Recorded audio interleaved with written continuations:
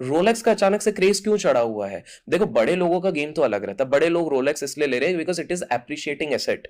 आज अगर कोई बहुत बड़ा वॉच लेता है 1.5-2 करोड़ में, उसको पता है कि आज से 3 साल बाद अगर मुझे ये किसी अरब के फैमिली के किसी बच्चे को बेचना पड़ेगा, मैं 4.5 करोड़ में बेच भी दूंगा, पहन भी लिया, शो ऑफ भी कर लिया, वैलिडेशन भी बढ़ गई और प्रॉफिट भी बना लिया। As simple as that. Abhishek ji, ये ना मुझे एक डाउट होता है कि जैसे ये वॉचेस है, they are appreciating asset, correct. So do the people buy second hand watches? Is there a market of मतलब सच जो वॉचेस? आदमी 4 करोड़ खर्च करेगा, जैसे आपने कहा कि कोई अरब का शेख का बच्चा, बिल्कुल बिल्कुल बिल्कुल। तो क्या वो सेकंड हैंड वॉच पहने, हाँ, सेकंड हैंड वॉच बिल्कुल पहनेगा? बिल्कुल। अब आपको समझना पड़ेगा कि मोस्टली ये जो वॉचेस इंडस्ट्री में सबसे ज्यादा पैसा बनता है, ये बनता है on the uniqueness and limited editions. Yes. अब अगर आप देखोगे तो अभी बीच में एक स्पेसिफिक टाइप के जूते जो कहते हैं स्नीकर्स का एक बहुत बड़ा क्रेज चढ़ा हुआ था, और उसमें काफी सारे पॉप स्टार्स थे। आप सोचो, एक जूते का लोग 70-70 करोड़ रुपए में ऑक्शन किए हुए, 70-70 करोड़ में। क्यों करेंगे? Because they are limited edition. So ये क्या होता है, कुछ वॉचेस होते हैं जिसको पहले से बोला गया है कि बॉस ये आखिरी वॉच बना हुआ है, इसके बाद और नहीं बनेगा। जैसे ऑक्शन में होता है, लिमिटेड चीज होती है। हमेशा याद रखिए, अगर लिमिटेड सप्लाई है एंड बड़े लोगों में डिमांड हाई है, तो वहां पर कोई भी प्राइस जा सकता है। अदरवाइज आप सोचो, अगर हम पाब्लो पिकासो की बात करें या फिर किसी बड़े पेंटर की बात करें, वो तो है एट द एंड पेंटिंग ही है, लेकिन क्यों हो जाता है $2 मिलियन पे या $10 मिलियन पे? Signature, scarcity, uniqueness. तो ये जो सेकंड हैंड जा रहा है, वो ऐसा नहीं एरा गैरा वॉच नहीं जा रहा है, it's a very limited edition. इसको और एक तरीके से देखिए, कुछ चीज होगी जिसकी आर्ट प्रेजेंट किसी कंट्री में उतनी ज्यादा वैल्यू नहीं होगी, लेकिन किसी और कंट्री में बहुत ज्यादा होगी। फॉर एग्जाम्पल, जब ट्यूलिप मेनिया चला था, एक बहुत बड़ा बबल चला था शेयर बाजार में, जैसा बबल होता, तो उस समय पे क्या हो रहा था? उस समय पे हर व्यक्ति एक फूल खरीद रहा था। At the peak of this bull market ऐसा हो गया था कि एक फूल के लिए cost was equal to 1 entire ship. एक फूल खरीदने के लिए है तो एट द एंड फूल ही ना, 7 दिन एट द मैक्स उसकी वैलिडिटी होगी, फ्रिज में भी रख लो या कहीं पे भी रख लो, खराब होना है। वो जब बबल फटा, तब लोग सैनिटी में, अरे यार भाई ये हमने क्या कर दिया। सेम गोज विद डायमंड्स का भी क्या है, एक्चुअली इंट्रिंसिक वैल्यू कुछ निकलता नहीं है, but diamonds based on the quality या रूबी, ये सारी चीजें। सो ये सेकंड हैंड वॉचेस का ये वाली चीज होती है।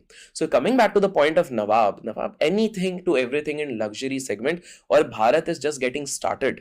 जिस तरह की हमारी अर्थव्यवस्था बन रही है, मेरा ये मानना है कि भारत अब अमृत काल के अंदर जा चुका है। और अमृत काल को भी थोड़ा सा अगर एलैबोरेट करो, इसको एक तरीके से समझिए कि एक अभी तक बच्चा था, अब वो जवान हो रहा है। ये बात तो मैं ऐसे एग्री करूंगा, क्योंकि जब हम लोग छोटे छोटे थे जी, तो कोई भी काली पीली मम्मी ने टी शर्ट ला दी, हमने पहन ली। लेकिन अगर हम आज अपने बच्चे को कहते हैं तो वो कहता है, पापा ये बताओ पहले यहाँ लिखा क्या है, इज इट अरमानी, हुगो, ये वो ब्रांड? एब्सोल्युटली। मतलब वो इतने ब्रांड कॉन्शियस हो गए हैं कि वो कहते हैं कि हमें 10 टी शर्ट नहीं चाहिए, हमें एक चाहिए, लेकिन हमें चाहिए ये वाली। एब्सोल्युटली। आप आईफोन्स देख लीजिए, आईफोन इज इंस्पिरेशन। यस यार आप खुद सोचो, 2007 में आईफोन का पहला लॉन्च किया गया स्टीव जॉब्स द्वारा। उस समय पे अगर आईफोन किसी ने लिया होता, तो उस समय से अभी तक 17 आईफोन्स आ चुके हैं। हम 2024 में बात करें, 17 कोर आईफोन्स आ चुके हैं। अब इस पॉइंट को अगर आप इस तरह से भी देखेंगे, वो एस्पिरेशनल वैल्यू बढ़ी ही है। सबसे ज्यादा most valuable, one of the top 3 most valuable companies में से हमेशा रही है एप्पल की company.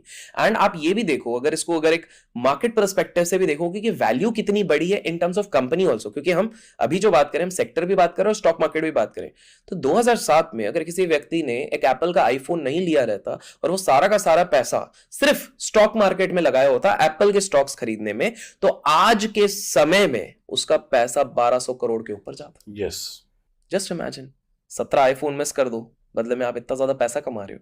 So point I am trying to say is कि ये लग्जरी जो सेगमेंट है, it is just getting started. इनके बहुत बढ़िया बढ़िया तरीके होते हैं। आज अगर कोई रोलेक्स की दुकान में जाएगा, उसको रोलेक्स नहीं मिलेगा ओरिजिनल, अगर जाता है वेटिंग है।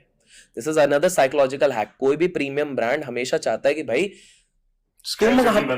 तुम हमको नहीं चाहोगे, हम चाहेंगे कि भाई तुम आके हमसे लो।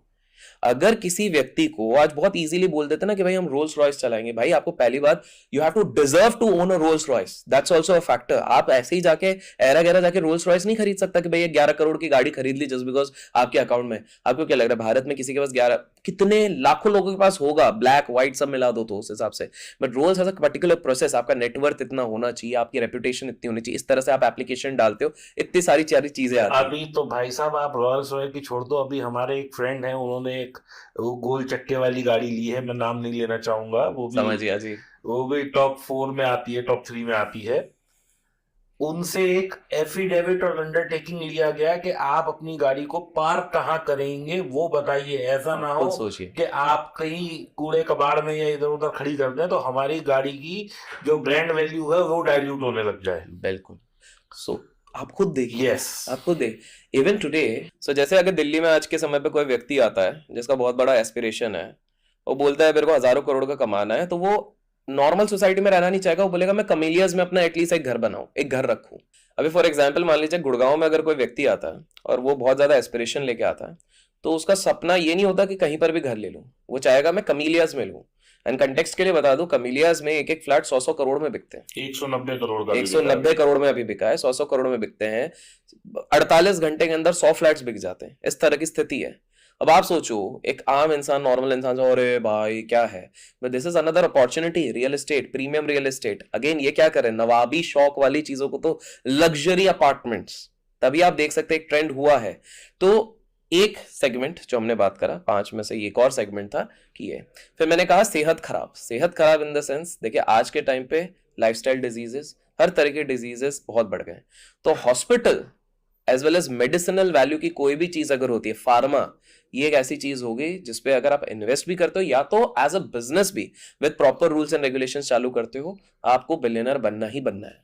दोस्तों मैं आप लोगों के रेफरेंस के लिए बोल दूं एक चीज, सबसे पहले आपने क्या बोला था, रॉयल्स रॉयल्स, सबसे पहले नवाबी और ये 5 आपने चीजें बताई थी, हाँ, उसमें सबसे पहला क्या था, तो शराब। तो दोस्तों जब ये शराब बोल रहे हैं तो आप लोग देखिए लिकर में कौन कौन से स्टॉक आते हैं, हम डायरेक्ट आपको नहीं बोल रहे, बट इनका कहने का मतलब है कि liquor stock will keep on growing, क्योंकि जब मार्केट गिर रही है तो आदमी गम में पिएगा, जब खुश है तो खुशी में पिएगा। बिल्कुल। दूसरा आपने बताया कबाब खाने का, कबाब, यानी कि जो हॉस्पिटैलिटी इंडस्ट्री है, जो भी आप देखिए, चाहे वो एंसेलरी है, रेस्टोरेंट सप्लाईज हैं, खाने से जुड़े हुए हैं, एफएमसीजी के आसपास की चीजें हैं, वो सब खाने की चीजों में आते हैं, यानी कि कबाब। फिर नवाब लग्जरी। अब आप ये देखिए कौन से स्टॉक मार्केट में चीजें हैं जो लग्जरी में हैं। अब इसमें मैं आपको हिंट के लिए बता दूं, ऑटोमोबाइल भी एक लग्जरी है, रियल एस्टेट भी लग्जरी है, और अगर आप इससे और थोड़ा सा जाएंगे तो ऑटो एंसिलरीज में आप जा सकते हैं, रियल एस्टेट सप्लाईज में जा सकते हैं।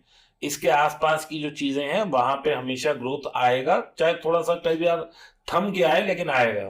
तबीयत खराब, उन्होंने बताया सेहत खराब, यानी कि मेडिसिन और फार्मा इंडस्ट्री या हॉस्पिटल्स, या इसमें डायग्नोस्टिक्स भी आजकल एक अच्छा सेक्टर है, क्योंकि जब भी आप बीमार होंगे डॉक्टर के पास जाएंगे, डॉक्टर कहेगा भाई 2000 मेरी फीस तो दे जाओ, लेकिन कल 2000 दोबारा देखने आना और वो पर्चा ले आना जो पैथोलॉजी वाला आपको कह रहा है, यानी डायग्नोस्टिक, यानी ब्लड टेस्ट। एंड फाइनल एक जो होता है वो होता है सर्विसेज लाजवाब, टेक, आईटी, आप खुद देखिए। सर्विसेज लाजवाब इनका 5वां कॉल है जिसपे अभी चर्चा करेंगे, लेकिन उसका मतलब है आईटी। अब आईटी केवल एज एन आईटी ही नहीं होता दोस्तों, आईटी में बैंक भी आ जाते हैं, क्योंकि बैंकों के लिए जब सॉफ्टवेयर बनता है, आप हमेशा याद रखिए आईटी सबसे ज्यादा पैसा कमाता है जब उसे कोई बैंक ऑर्डर देता है। मान लो सिटी बैंक ने दिया तो आईटी बढ़ेगा, लेकिन सिटी बैंक कब देगा, जब वो खुद अच्छा कर रहा होगा। अगर वही अच्छा नहीं कर पा रहा, या कोई भी बैंक फॉर दैट मैटर अच्छा नहीं कर पा रहा, तो आईटी नहीं बढ़ेगा। तो ये चीज आपको याद रखनी है कि आईटी केवल अकेला नहीं चलता, आईटी भी अपने साथ 3-4 चीजें लेके चलता है, जिसमें कि गवर्नमेंट प्रोजेक्ट्स होते हैं तो आईटी बहुत अच्छा भागता है, जब इकोनॉमी राइज हो रही होती है तो आईटी बहुत अच्छा भागता है। आप ये ट्रेंड कभी भी देखेंगे। तो ये सब चीजें मैंने क्लैरिटी दे दी, कहीं आप ना समझ पाए कि विषय भाई क्या कहना चाह रहे हैं। बिल्कुल बिल्कुल।